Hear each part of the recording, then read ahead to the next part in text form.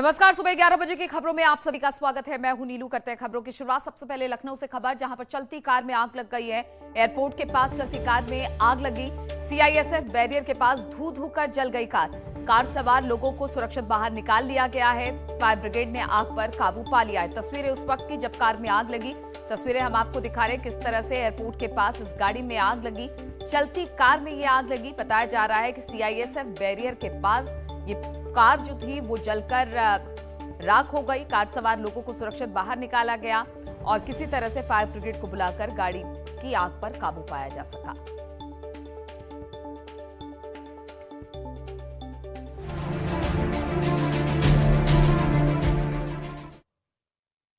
और थोड़ी देर में गाजीपुर पहुंचेंगे सीएम योगी। करोड़ों की योजनाओं की सौगात आज यहां के लोगों को मिलने वाली है। सैदपुर के इंटरनेशनल इंटर कॉलेज में यह जनसभा आयोजित की गई है। कई योजनाओं का यहां से सीएम योगी लोकार्पण करेंगे। योजनाओं के लाभार्थियों को प्रमाण पत्र भी बांटेंगे सीएम। गाजीपुर के बाद जौनपुर भी जाएंगे सीएम। तो आज उनका दौरा गाजीपुर और जौनपुर का है। जौनपुर पहुंचने के बाद वहां पर भी कई कार्यक्रम है और गाजीपुर में भी उनका कई कार्यक्रम आज बताया जा रहा है, जहां पर शिलान्यास करेंगे और गाजीपुर के लोगों को बड़ी सौगात देंगे। और आज सीएम योगी गाजीपुर और जौनपुर के दौरे पर रहेंगे। वहीं कल बिजनौर में मेडिकल कॉलेज का शिलान्यास करने पहुंचेंगे। सीएम के दौरे को लेकर पुलिस ने पूरी तैयारी कर ली है। सुरक्षा के मद्देनजर पीएसी और पुलिस के जवानों के फ्लैग मार्च भी किए गए। वहीं ड्रोन से भी निगरानी की जा रही है। कल सीएम बिजनौर से सटे स्वाडेही में मेडिकल कॉलेज का शिलान्यास करने के साथ कुछ दूरी पर जनसभा को संबोधित करेंगे। माननीय मुख्यमंत्री जी के भ्रमण के परिप्रेक्ष्य में आज हम लोगों ने ड्रोन कैमरे के साथ जो है मनल एरिया जो कार्यक्रम स्थल का है उसकी सब चेकिंग किया जो है। इस क्रम में हम लोग जो है बुढ़नपुर, इस्लामपुर, सोहेड़ी इत्यादि जो भी गांव हैं इनके आसपास और गांवों में जो है फुट पेट्रोलिंग करते हुए प्रभावी चेकिंग किया। हम लोगों की चेकिंग में जो है थाना अध्यक्ष कीरतपुर, पीएससी एवं क्षेत्राधिकारी नजीबाबाद मौजूद रहे।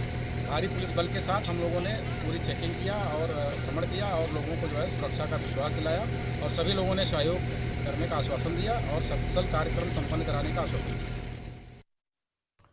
और देश में कोरोना का अपडेट भी आपको देते चले। 24 घंटे में 30,256 नए मामले सामने आए हैं। एक दिन में 43,938 मरीज रिकवर भी हुए हैं। 24 घंटे में 295 लोगों की मौत हुई है। देश में इस वक्त 3,18,181 केस एक्टिव हैं। अब तक 80.85 करोड़ से ज्यादा लोगों को वैक्सीनेट कर दिया गया है।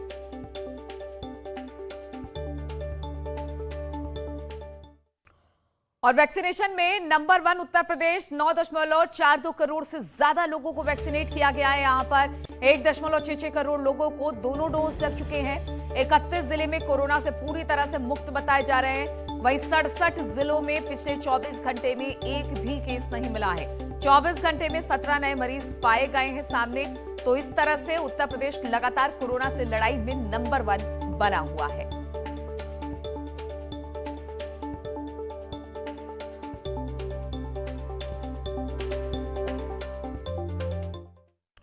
और अब बात पंजाब की करें तो पंजाब में चरणजीत सिंह चन्नी का ताजपोशी तो हो ही रहा है, लेकिन पंजाब कांग्रेस में दोबारा कलह की शुरुआत भी होती दिखाई दे रही है।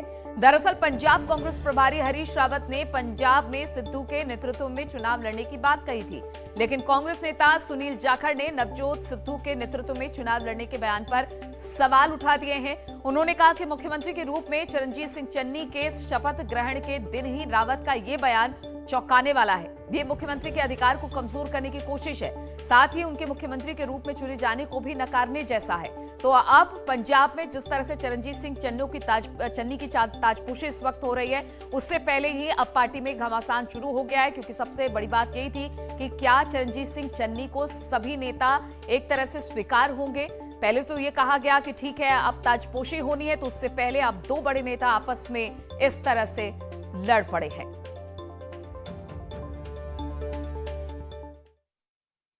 और इस वक्त बड़ी खबर आ रही है, सुप्रीम कोर्ट का केंद्र सरकार को नोटिस दिया गया है। दिव्यांगों को वैक्सीनेशन को लेकर यह नोटिस दिया गया है।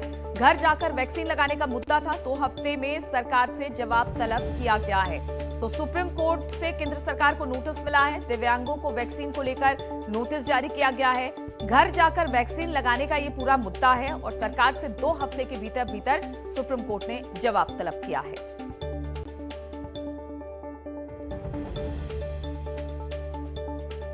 केंद्र सरकार को सुप्रीम कोर्ट का नोटिस है। दिव्यांगों को वैक्सीन लगाने की बात थी, इसको लेकर नोटिस दिया गया है क्योंकि घर जाकर वैक्सीनेट करना था दिव्यांगों को।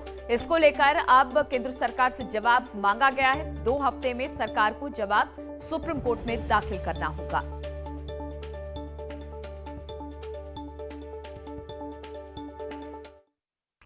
और आज से सितंबर तक केंद्रीय जांच एजेंसी ईडी समाजवादी पार्टी सांसद आजम खान से पूछताछ करेगी। उत्तर प्रदेश के सीतापुर जेल में कैद आजम खान से मनी लॉन्ड्रिंग एक्ट में जुड़े मसले पर पूछताछ की जाएगी। ईडी को पूछताछ के लिए कोर्ट से 4 दिन का समय मिला है। ईडी के वरिष्ठ जांच अधिकारी आज सीतापुर जेल में जाकर विशेष कस्टडी के तहत आजम खान से पूछताछ करने वाले हैं। रामपुर के जौहर यूनिवर्सिटी के जमीन सौदेबाजी सहित कई ऐसे मामले हैं जिसमें आजम से पूछताछ होगी। जांच एजेंसी के सूत्रों के मुताबिक आजम खान के खिलाफ उत्तर प्रदेश प्रशासन सहित केंद्रीय जांच एजेंसियों के पास 170 मामले दर्ज हैं।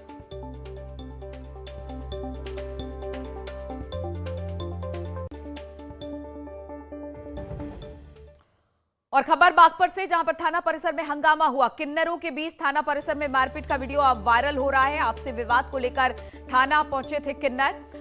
बालैनी थाना परिसर की घटना बताई जा रही है, जहां पर 2 दिन पहले का ये वीडियो बताया जा रहा है। किन्नरों के बीच थाना परिसर में ही मारपीट हुआ और इस मारपीट और हंगामे का वीडियो अब वायरल हो रहा है।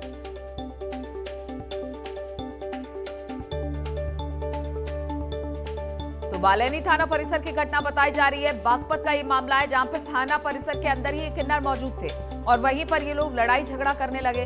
अब ये जो वीडियो है, इनकी जो झड़प है वो वायरल होती दिखाई दे रही है। किन्नरों के बीच थाना परिसर में ही इस तरह की झड़प देखने को मिली है। और प्रयागराज से बड़ी खबर है, करोड़ों की ठगी के बिटकॉइन के नाम पर करोड़ों की ठगी हुई है। रुपए दुगुना करने के नाम पर धोखाधड़ी, शाइन सिटी के मालिक पर आरोप। सिविल लाइन थाने में अब इसको लेकर एफआईआर दर्ज करा दी गई है। दोनों पर 25-25 हजार का इनाम घोषित कर दिया है। तो लोगों से फ्रॉड करने का ये पूरा मामला है। बातचीत करने के लिए सर्वेश हमारे साथ जुड़ गए। सर्वेश, आखिर ये पूरा मामला है क्या? देखिए, ये पूरा मामला है, साइंस सिटी के मालिक हैं राशिद और आसिफ। दोनों के खिलाफ कोर्ट के आदेश पर सिविल लाइन थाने में एफआईआर दर्ज कराई गई है और पीड़ित करेली के रियाज हैं जिन्होंने ये मुकदमा दर्ज कराया है। उनका आरोप है कि 12 लाख उन्होंने भी उनकी कंपनी में निवेश किए हैं। प्रॉपर्टी, ज्वेलरी और रुपए दुगना करने और इसके साथ साथ बिटकॉइन के नाम पर करोड़ों की ठगी की गई है। करीब 26 लोगों से 1 करोड़ से ज्यादा की यहाँ पर रकम जो है कंपनी में जमा कराई गई, निवेश कराया गया है। और इसके बाद कंपनी मालिक फरार है। कंपनी मालिक के खिलाफ पहले भी यूपी समेत अन्य प्रदेशों में 100 से ज्यादा मुकदमे दर्ज हैं और इस समय ये फरार बताया जा रहा है। इसके खिलाफ दोनों भाइयों के खिलाफ 25-25 हजार का इनाम घोषित है। फिलहाल इस मामले में आर्थिक अपराध शाखा पहले से जांच भी कर रही है, लेकिन अब इस मामले में मुकदमा दर्ज होने के बाद प्रयागराज पुलिस भी कार्रवाई करने के लिए अब टीमें बना रही है और इसके बाद इनके खिलाफ कार्रवाई करेगी, इनकी धरपकड़ कैद करेगी कि ये दोनों भाई कहाँ पर हैं। जी ठीक है सर्वेश, बहुत बहुत शुक्रिया आपका जानकारी देने के लिए। और एक बड़ी खबर आ रही है ग्रेटर नोएडा से, जहां पर एक आवासीय परिसर से 2 अफगानिस्तान मूल के लोगों को हिरासत में लिया गया है। ग्रेटर नोएडा स्थित सेक्टर 135 का यह मामला है। सूत्रों के मुताबिक इनके पास से करीब 20 से 22 किलोग्राम कोकीन, हेरोइन बरामद की गई है। देर रात ही केंद्रीय जांच एजेंसियों को सूचित किया गया था। आज सुबह उत्तर प्रदेश पुलिस दोनों आरोपियों को हिरासत में लेकर उस सोसाइटी से निकली है।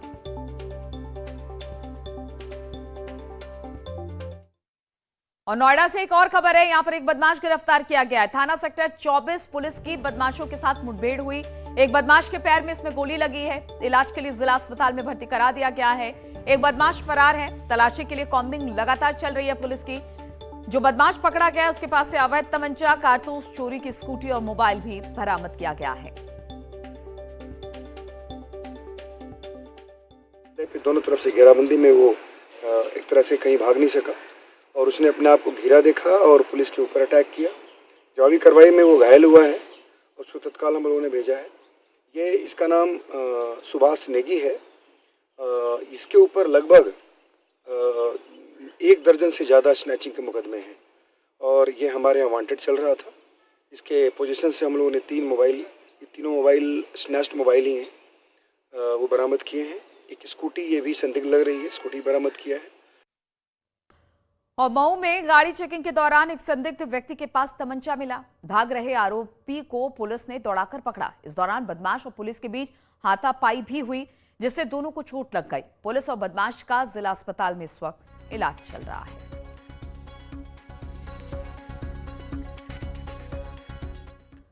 और कानपुर में सिपाही का एक वीडियो वायरल हो रहा है। शराब की दुकान में सिपाही ने चोरी की। शराब की बोतल चुराता हुआ सिपाही सीसीटीवी में कैद हुआ। ये पूरा मामला कल्याणपुर थाना क्षेत्र का वीडियो जो है वो बताया जा रहा है। हालांकि न्यूज 18 वीडियो की पुष्टि नहीं करता है।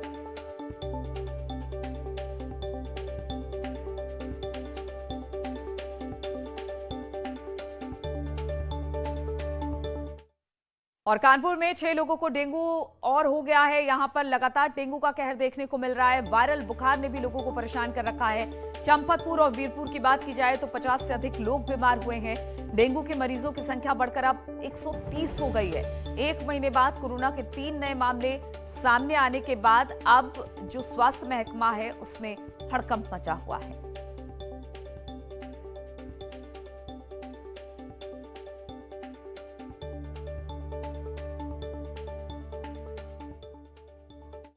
और रुकेंगे यहाँ पर छोटे से ब्रेक के लिए, फौरन लौटते हैं। और सीतापुर में आज किसानों की महापंचायत है, जिसमें किसान नेता राकेश टिकैत, सामाजिक कार्यकर्ता मेधा पाटकर समेत कई जाने माने लोग भी शामिल होंगे। इस जनसभा में बड़ी संख्या में किसानों के आने की संभावना है। दूसरे राज्यों के किसान भी इस महापंचायत में शामिल होंगे। इसको लेकर RMT कॉलेज मैदान के बाहर सारी व्यवस्थाएं कर ली गई है। किसान महापंचायत के मद्देनजर सुरक्षा बढ़ा दी गई है। पड़ोसी जनपद खीरी और हरदोई में भी पुलिस बुलाई गई है। 4 ASP, 10 SCO, 22 SHO, 200 दरोगा और 400 सिपाही तैनात किए गए हैं।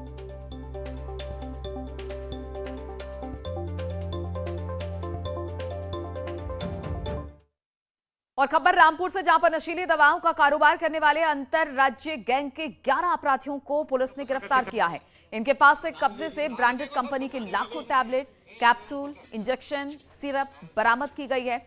बरामद दवाओं की कीमत करोड़ों में बताई जा रही है। बताया ये जा रहा है कि लोग आगरा से ये दवाइयां लेकर आते थे और दवाइयों को कम कीमत में खरीद कर उन्हें कई गुना ज्यादा महंगा कर मार्केट में सप्लाई किया करते थे। एक व्यक्ति को जब गिरफ्तार किया गया तो उसके कब्जे से कुछ पेटियां बरामद हुई। ये सूचना पर ज्वाइंट टीम हमारी ड्रग्स विभाग के साथ काम कर रही थी और उससे जब हिरासत में लिया गया, पूछताछ की गई तो उसके द्वारा बताया गया कि वो पास ही एक खंडर पड़े स्थान से ये सब दवाइयों का जो बांट हो वहाँ से होता है। इस सूचना पर हमारी पुलिस के द्वारा जब दबिश दी गई तो इन 11 व्यक्तियों को कुल मिलाकर गिरफ्तार किया गया, जिनके कब्जे से लगभग 2.25 लाख टैबलेट और 9.5 लाख के करीब कैप्सूल, लगभग 1 लाख इंजेक्शन और 2000 से अधिक जो सिरप हैं जिनका इस्तेमाल नशे के लिए किया जाता। और बुलंदशहर में थाना अगौता क्षेत्र के जौलीगढ़ गांव में मासूम बच्ची की गला रेतकर हत्या कर दी गई। बताया जा रहा है कि बच्ची की मां बाजार गई हुई थी। तभी बाजार से लौटने पर घर में आकर उसने देखा कि बच्ची की लाश खून से लथपथ पड़ी थी। पुलिस मामले की जांच में जुट गई है। बताया जा रहा है कि बच्ची की धारदार हथियारों से गला रेतकर हत्या की गई। मृतक की मां ने परिवार के ही लोगों पर हत्या का शक जताया है और 7 लोगों को नामजद करके पूरे मामले की थाने में शिकायत कर दी। इसके बाद पुलिस ने 2 आरोपियों को गिरफ्तार भी कर लिया है। देखिए, थाना गौता के जौलीगढ़ गांव में एक तलाकशुदा महिला है जिसकी 8 साल की बेटी घर में थी। महिला का कहना है कि वो सुबह 6:30 बजे उस बच्ची से घर का दरवाज़ा अंदर से बंद कराकर बुलंदशहर शहर के लिए सामान लेने गई थी और दोपहर बाद घर आने पर उसकी बच्ची की गला काट करके किसी के द्वारा हत्या कर दी गई। पति के परिवारीजन, जिसमें उसके देवर, ससुर, चचिया ससुर ये सब हैं, भगाना चाहते थे, इसीलिए बेटी की हत्या की गई है। वो बेटी के साथ महिला उस मकान में रहती है। पति तलाक के बाद दिल्ली में दूसरी महिला के साथ शादी करके रह रहा है। और 4 धाम यात्रा शुरू होने के बाद केदारनाथ धाम की रौनक लौटने लगी है। धाम में एक दिन में 800 तीर्थ यात्रियों ने दर्शन पूजन किया। वहीं धाम में बढ़ती ठंड को देखते हुए तीर्थयात्रियों से गर्म कपड़े साथ रखने को भी कहा गया है। यात्रा खुलने से केदार घाटी के लोगों में उत्साह है। यात्रा पड़ाव पर तीर्थयात्रियों की चहलकदमी से वीरान बड़े बाजारों में रौनक एक बार फिर से लौटी है। वहीं यात्रा को लेकर पुलिस फोर्स की भी तैनाती बढ़ा दी गई है। देशवासी आ सकते हैं यात्रा पे और केदारनाथ धाम में आप सभी देशवासियों का हार्दिक स्वागत। और आप खासकर जितने भी श्रद्धालु केदारनाथ धाम में पधारते हैं, आप स्वच्छता पर विशेष ध्यान रखें। स्वच्छता का, हमारी प्रकृति का आप नियमों का पालन करें। पुलिस की तरफ से यात्रा खुलने की दिशा में पूरी रूप से तैयारी कर ली गई है। फोर्स हमारे पास अवेलेबल है, कहाँ कहाँ कितना फोर्स लगाना है और क्या क्या ड्यूटीज लगानी है, वो सारी पूरी व्यवस्था हमारी तरफ से हो रखी है। और जनपद चमोली में भारी बारिश के चलते जहां पर नारायण बगड़ थराली मूतर मार्ग बाधित हो गया, वहीं नाले में आए भारी मलबे के चलते दोपहिया वाहनों के साथ कई कारों में भी मलबा घुस गया। नाले में ये भारी मलबा आया उस वक्त आसपास के इलाकों में कोई नहीं था, वरना यहाँ कोई बड़ा हादसा हो सकता था।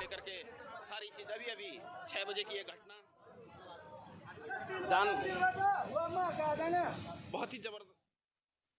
और सीएम योगी ने ट्वीट कर पिछली सरकारों पर तुष्टीकरण की राजनीति करने का आरोप लगाया है।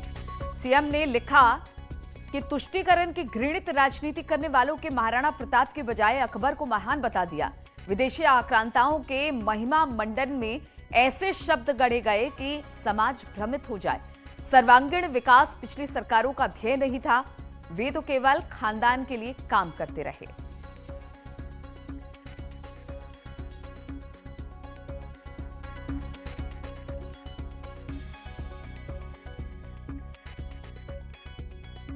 तो विकास पर नहीं था फोकस। कोरोना कालखंड के दौरान विपक्षी नेता ट्विटर पर लगे रहे। ट्वीट कर साधा है विपक्ष पर निशाना सीएम योगी ने।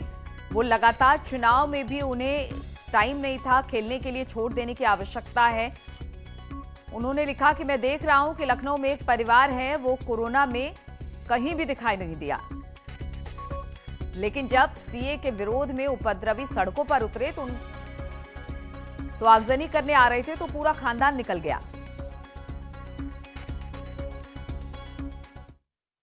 तो इन तमाम खबरों के साथ इस बुलेटिन में फिलहाल इतना ही। रुकेंगे छोटे से ब्रेक के लिए, लेकिन ब्रेक के बाद भी लगातार खबरों का सिलसिला यहां जारी है। इस न्यूज हेडलाइंस के प्रायोजक